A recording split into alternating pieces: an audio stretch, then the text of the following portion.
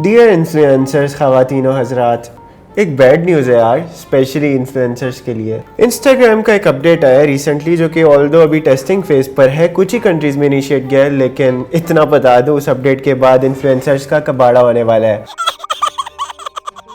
वो ऐसे कि इंस्टा चचा का कहना है, we want your friends to focus on your photos and videos you share, not how many likes they get. You can still see your own likes by tapping on the list of people who have liked it, but your friends will not be able to see how many likes your post has received. यानी कि Insta चचा का कहना है कि आप लोगों का फोकस हो अपनी शेयर की हुई वीडियोस और पिक्चर्स पर, ना कि उन पर आए हुए व्यूज़ और लाइक्स पर, क्योंकि हमारी ज़्यादातर आवाम को तो मेरा मतलब ज़्यादा शौक होता है ये जानने में कि इसकी पोस्ट पर कितने लाइक्स आए, उसकी पोस्ट पर कितने लाइक आए, और एक रेस लगी हुई अल्लाह जाने क्यों।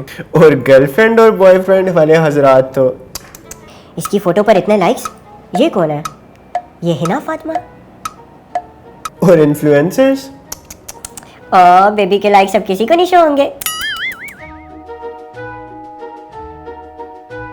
खैर, अब तक इस अपडेट के टेस्टिंग फेज़ के रिव्यूज़ के मुताबिक काफ़ी लोग इस अपडेट से अनसेटिस्फाइड हैं और गुस्सा भी हैं, क्योंकि उनका कहना है कि यार ऐसे तो कल के आए हुए बच्चों को भी मौका मिल जाएगा, ऐसी पेड फॉलोअर्स ख़रीद कर 2 नंबर स्पॉन्सर्स लेने का मौका मिल जाएगा और वो आसानी से अपने फॉलोअर्स दिखाकर किसी भी स्पॉन्सर्स को चूना लगा सकते हैं। और क्या सच है क्या झूठ, किसके जेन्युइन फॉलोअर्स हैं किसके पेड फॉलोअर्स हैं, इस सब में फ़र्क करना काफ़ी मुश्किल हो जाएगा। खैर वही जो भी हो, अगर ऐसा वाकई में हो गया तो इन्फ्लुएंसर्स यानी कि कभी इसका गिफ्ट आया, कभी इसका गिफ्ट आया, कभी स्पॉन्सर ने गिफ्ट भेजा, thank you. Not any more baby, not any more.